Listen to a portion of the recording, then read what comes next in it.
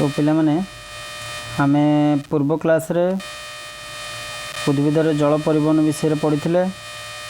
एवं उद्भिदर जल परिवहन पाई जो जाइलेम द्वारा उद्भिदर जल परिवहन मूल ठारू उद्भिदर गछर अग्रभाग पर्यंत किपरि हुए जानिथिले एवं गोटे क्वेश्चन मध्य पढ़ी सक्रिय शोषण बा उद्भिदर जल परिवहन। ताले आमे आउ गोटे कथा मध्य शेष रे शुणिथिले जे उद्भिदटी जदि छोट होइतिबो बा क्षुद्र होइतिबो ताले ए जो प्रक्रिया रे अर्थात मृत्तिकास्थ जलीय द्रवण एवं मूललम्बर जीवकोशर सांद्रतार पार्थक्य जोगु छोट छोट उद्भिद गुड़िकर जल जाइलेम साहाय्य उद्भिदर उपर अंश को जीवा यहाँ स्वाभाविक हो पारे किंतु बड़ बड़ वृक्ष गुड़िकर ये जो मूल सृष्टि होता चाप जोगु जल परिवहन आदौ संभव हो न था से बड़ बड़ गछ गुड़िकर उच्छेदन चाप भली निष्क्रिय शोषण अवलम्बन करने पड़े। आज से उच्छेदन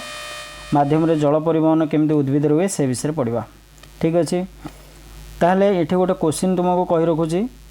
जब प्रश्न आसब उच्छेदन माध्यम जल परिवहन बुझ नचेत आसब जलर सक्रिय शोषण पड़े यहाँ हूँ निष्क्रिय शोषण है निष्क्रिय शोषण विषय जलर निष्क्रिय शोषण विषय संक्षेप टिप्पणी दियो ये क्वेश्चन आसपे।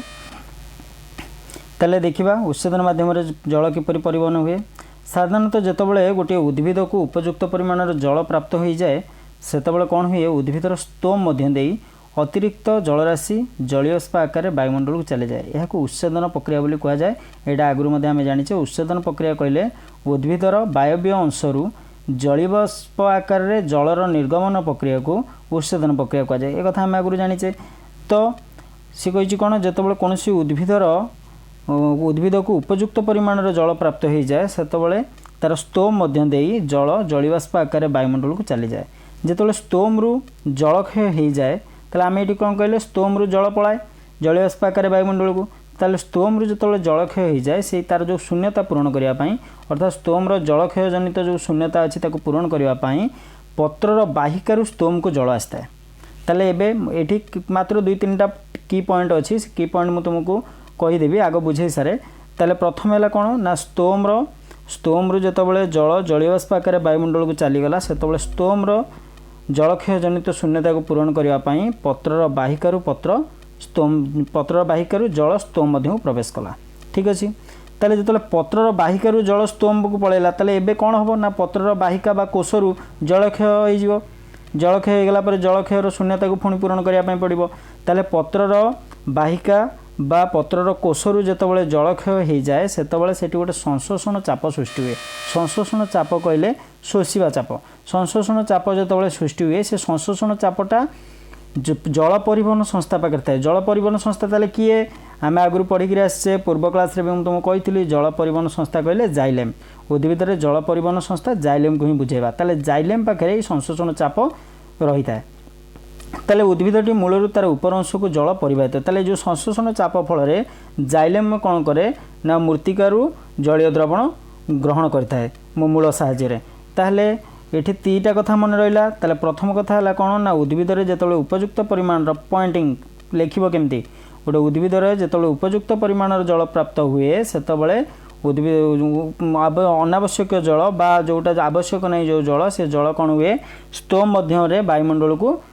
जलीयस्प आकार चली जाए एवं स्तोम रे जो जलक्षय जनित शून्यता को पूरण करने पत्रर बाहिकारु जल स्तोम मध्य प्रवेश करे एवं पत्रर बाहिका बा कोशरु जितेबाला जलक्षयर शून्यता पूरण करने सेठी जाइलेम पाखे एक संशोषण चाप संस्था गठन करता बा संशोषण चाप सृष्टि हुए। यही संशोषण चाप फल उद्भिदटी ता मूलरू तार उपर अंश को जल परिवाहित करता है। यह हूँ उद्भिदर जलर निष्क्रिय शोषण। ताले उच्छेदन प्रक्रिया उद्भिदर जल और से द्रवीभूत धातव लवण शोषण होई सेगुड़िकर उद्भिदर विभिन्न अंश निकट को ऊर्ध्व परिवहन माध्यम जाए। ता छड़ा आउ कौन हुए ना उद्भिदर शरीर में जल एक निरवच्छिन्न संस्था गठन होगा यह उद्भिदर तापमात्रा नियंत्रण करे। गोटे सर्ट क्वेश्चन ये तुमको आसीज सर्ट क्वेश्चन कौन ना उद्भिद शरीर में जलर निरवच्छिन्न संस्था द्वारा उद्भिदर डैश नियंत्रण होता है तापमात्रा नियंत्रण होता है। गोटे इंपोर्टाट क्वेश्चन यहाँ अच्छी बुझेगा। ताले आमे ये जो संशोषण चाप विषय पूरा क्लीयर है कि नहीं मु आउ थे भी तुमको कहूँ भल से मन देकर शुण जितेबाला उद्भिदरे आवश्यकता ठारू अधिक जल प्राप्त हुए बा उपयुक्त परिमाणर जल प्राप्त हुए सेतबेले उद्भिद स्तोम मध्य देई जल जलीय बाष्प आकार वायुमंडल को चली जाए एवं वायुमंडल को चलीगला स्टोम्र जो जल वायुमंडल को गला बारी से स्टोम्र जलक्षय जनित शून्यता को पूरण करने उद्भिदर स्टोम्रु जल कौटी आसता स्टोम्रु जो वायुमंडल पलैला उद्भिदर बाहिकारु जल स्टोम मध्य प्रवेश करता है एवं बाहिकारु जो स्टोम भितर को जाए से उद्भिदर बाहिका बा कोशरे गोटे संशोषण चाप सृष्टि हुए ये संशोषण चाप कौटी थाए जाइलेम पाखे उपलब्ध थाए तो ये संशोषण चाप फल उद्भिद तार मूलरू बा उद्भिद तार मूलरू तार उपर अंश को जल परिवाहित करता है यह हूँ जलर निष्क्रिय शोषण यहाँ गोटे 3 मार्क प्रश्न आसो तापर ये लिख कौन ना उत्सेदन प्रक्रिय उद्भिदर जल से विभिन्न प्रकार पोषण द्रवीभूत लवण इत्यादि उद्भिद मध्य को प्रवेश करें एवं ये उद्भिद मध्य को प्रवेश करने फल उद्भिदर कौन हुए ना तापमात्रा नियंत्रण होता है ठीक अच्छे एवं सर्ट्रे बुझीगल एवं आसवा उद्भिदर जो उत्सेदन प्रक्रिया है स्टोम आवश्यक पड़ा स्टोम को छाड़देले आउ कौन कौन सब उत्सेदन अंग अच्छी ये गोटे 2 मार्क प्रश्न तुम आसीपर लिखिपर क्वेश्चन लिखिदि उद्भिदर उत्सेदन अंग विषय संक्षिप्त टिप्पणी दियो उत्सेदन अंग कहले मुख्य उत्सेदन अंग हूँ उद्भिदर किए स्टोम ते लिख स्टोम हूँ उद्भिदर मुख्य उत्सेदन अंग ता छड़ा ताकू छाड़देले आ रहा त्वचावरण और वातारंध्र 3टा कथा स्टोम त्वचावरण वातारंध्र ताले स्टोम रहा स्टोम हूँ उत्सेदन मुख्य अंग होगा ता द्वारा आउ किसी जल किसी परिमाणर जल ए त्वचावरण जो वातारंध्र देकरी त्वचावरण देकरी उद्भिदर वायुमंडल को चली जाए उद्भिद पत्रर अधित्वचा उपरी भाग में अठाड़िया पदार्थ थाए त्वचावरण कहुए यहाँ गोटे सर्ट क्वेश्चन हो पार उद्भिद पत्रर अधित्वचार उपरी भाग में जो अठाड़िया पदार्थ थाए कौन कहुए त्वचावरण कहुए यह उत्सेदन को यह नियंत्रण करुले सुधा या माध्यम जलीय बाष्प आकार में उद्भिद को बड़का जल निर्गत होता है अल्प परिमाणर एवं वातरंध्र कहले कौन कांड और पत्र में वातरंध्र देखा मिले बड़ बड़ गछ गुड़िकर बकल विषय तुम जानी बकल गुड़िकर से अति सूक्ष्म खोला अंश थाए ताकू वातरंध्र बोली कहुए यह किसी परिमाण जल वायुमंडल को जाए ठीक अच्छे एवं सरीगला उद्भिदर सक्रिय निष्क्रिय शोषण ठीक अच्छे एवं उद्भिदर जल परिवहन विषय में जानले जल परिवहन पर 2टा प्रक्रिया है गोटे हूँ सक्रिय शोषण आ गोटे निष्क्रिय शोषण तो डिस्कसन करुँची शुणी सक्रिय शोषण में कौन है गोटे रहा पारिश्रुत आ गोटे रहा विपचन प्रक्रिया एवं निष्क्रिय शोषण में कौन है उत्सेदन प्रक्रिया विषय तुम लिखिपर एवं पोषकर परिवहन केमती हो से विषय पढ़ा ठीक अच्छे ताहले आमे कहले उद्भिदरे जल तो परिवहन है मृत्तिकारु जल आसला जल सहित धातव लवण इत्यादि पदार्थ आसला ताहले पोषक परिवहन कौन पोषक ताहले कौन पोषक कहले खाद्य उद्भिदर खाद्य ताहले किए श्वेतसार ताहले एबे देखिबा पोषक परिवहन केमती हुए आमे जो चयापचय प्रक्रिया विषय उद्भिदर चयापचय प्रक्रिया विषय प्रथम चैप्टर पढ़ी आसे पोषण विषय तो चयापचय प्रक्रिया उद्भिदर विभिन्न अंगरे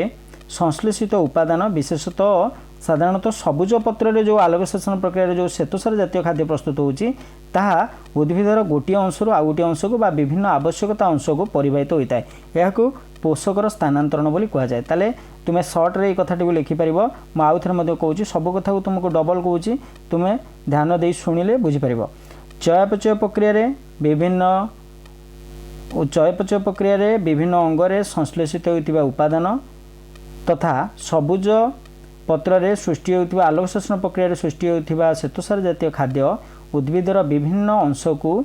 परिवाहित होगाकू पोषक स्थानांतरण कहुए यही पोषक स्थानांतरण पाई मुख्य अंगटी हूँ कौन उद्भिदर फ्लोएम जमती जल परिवहन पाई मुख्य अंग थिला जल परिवहन संस्था जाइलेम सेमती पोषक परिवहन पाई मुख्य अंगटी हूँ कौन फ्लोएम ये फ्लोएम साहाय्य कार्य संपन्न होता है ता छड़ा आउ कौन हुए आलोक शोषण जो उत्पाद गुड़िक व्यतीत आउ किसी उत्पाद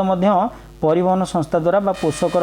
परिवहन माने परिवहन संस्था फ्लोएम साहाय्य उद्भिदर गोटे अंश आउ गोटे अंश को जाए सी हूँ कौन अमीनो अम्ल गोटे सर्ट क्वेश्चन पड़े परिवहन बा पोषक परिवहन में श्वेतसार जातीय खाद्य व्यतीत अन्य क्यों उपादान प्रवाहित होता है गोटे स्थान अन्य स्थान को जाए अमीनो अम्ल बोली लिखिपर ताले ये जो परिवहन संस्था बा फ्लोएम द्वारा उद्भिदर पोषक गोटे स्थान को अन्य स्थान को स्थानांतरण होगा आम पोषक स्थानांतरण बोली कहले ताले पोषक स्थानांतरण सहित आम कहले कौन ना श्वेतसार जातीय खाद्य व्यतीत अन्य उपादान जमीक अमीनो अम्ल कौन होता है प्रवाहित होता है ताले गलापर कौन हुए ना उद्भिदर जो पोषक स्थानांतरित है फल मूल मंजी कांड मूलर अग्रभाग परिवर्तित अंश जहाँ भी जो अंश अच्छी से जाकि सेगुड़ा सब व्यवहार होता है है पोषकर परिवहन होता है। उद्भिद जल परिवहन केवल ऊर्ध्वमुखी होता है। जल परिवहन केवल कौन है मृत्तिकारु चेर माध्यम दे जाइलम टिश्यू देकर उद्भिदर विभिन्न अंश गला, किंतु पोषक परिवहन कौन होता है पत्र कौन सीधा थाए कि पत्र कौन तलू उपरକୁ थाए कि पत्र सब ब्रांच माने सब शाखा प्रशाखा होकर थाए सब आड़ को मेलिकी थाए। ताहले पोषक परिवहन कौन होता है ऊर्ध्व परिवहन होता है, निम्न परिवहन होता है, पार्श्व परिवहन होता है। बुझिपारे कि नहीं? ताहले ये मन रखिले जल परिवहन होची ऊर्ध्व परिवहन ऊर्ध्वमुखी बुझीगला, किंतु पोषक परिवहन होची ऊर्ध्व पार्श्व निम्न। सर्ट क्वेश्चन दुईटा। या फल संश्लेषित स्थान व्यवहार होता स्थान को अर्थात संश्लेषित कहले जो सृष्टि होची अर्थात पोषक जो सृष्टि है पोषक कौटी सृष्टि है पत्र सृष्टि है श्वेतसार जातीय खाद्य कि जेकोसी भी अंग सृष्टि हो ताहा संश्लेषित स्थान व्यवहार होता स्थान को प्रभावित हो उद्भिदर जीवन प्रक्रिया सुचारू रूपे चली था। तो संश्लेषित होता स्थान अर्थात जो स्थान में पोषक संश्लेषित हुए ताको पोषकर उत्स कहुए। गोटे सर्ट क्वेश्चन संश्लेषित होता स्थान को पोषकर उत्स कहुए और व्यवहृत होता स्थान को व्यवहृत स्थान कहले कांड फल पत्र इत्यादि ये हूँ कौन पोषक व्यवहार करा जाए ताले पोषक व्यवहृत होता स्थान को जमाभुक्त अंश बोली कहुए। ताले एबे आमे पोषक परिवहन कौन कौन पढ़िले टिके डिस्कसन करनबा। ताले पोषक परिवहन पढ़िले कौन ना उद्भिदरे चयापचय प्रक्रिया सृष्टि होता विभिन्न उपादान बा